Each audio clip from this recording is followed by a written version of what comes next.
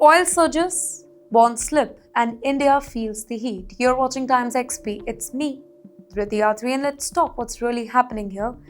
Well, a conflict, and that too thousands of kilometers away, is shaking Dalal Street and rattling India's debt market as well.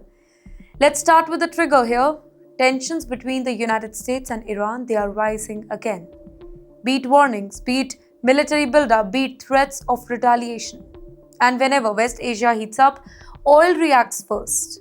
Now on Friday, global oil benchmark Brent crude climbed to $71.94 per barrel. Well, that's the highest level in more than 6 months. Can you think about that for a moment? Oil at a half-year high. Now for oil exporters, of course, that's a profit. But for India, that is pressure. Because India is one of the world's largest crude importers. When oil rises, India pays more. Inflation risk increase, fiscal math becomes tougher, and markets don't really like the uncertainty here. Now, ladies and gentlemen, shift your focus to India's bond market. Government bond yields moved up. The bench, 6.48%, 2035 government bond yield rose to 6.7%. In fact, just days ago, it was 6.67%. Small move? On paper, yes. But in market, it signals caution. Remember here, bond yields, they move opposite to the bond prices. So here, when yields go up, the prices fall. Investors are stepping back, and timing, that really matters here. Thursday, markets were shut for a local holiday, but Friday morning, traders returned to the screens, already extremely nervous. Oil was up, geopolitics was tensed, and a big debt auction was coming. Well, that's a volatile mix. The question is, why are traders so careful? Because New Delhi is set to raise 330 billion rupees through government bond sale. Now that's a serious borrowing. When the government borrows heavily, investors demand clarity, they demand stability, predictability. But right now, oil is climbing, global risk appetite is weakening, and the Middle East is on the edge. So traders are hesitating now. And wait, here's another technical layer. Overnight index swaps, or OIS. These rates reflect interest rate expectations, and they are moving higher too. The 1-year OIS rose, the 2-year rose, the 5-year jumped sharply.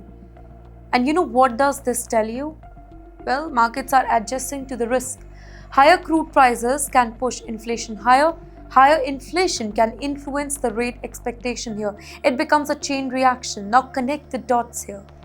Tensions between the US and Iran rise. Oil jumps. India's import bill risks rise here. In fact, inflation, it fears creep in. Bond investors are growing cautious. Yields edge up. And the government's borrowing becomes slightly more expensive.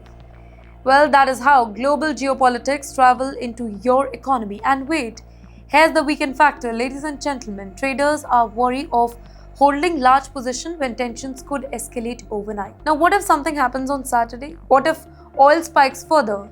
No one wants to be caught off guard. So, they trim the risk. They reduce exposure. They wait.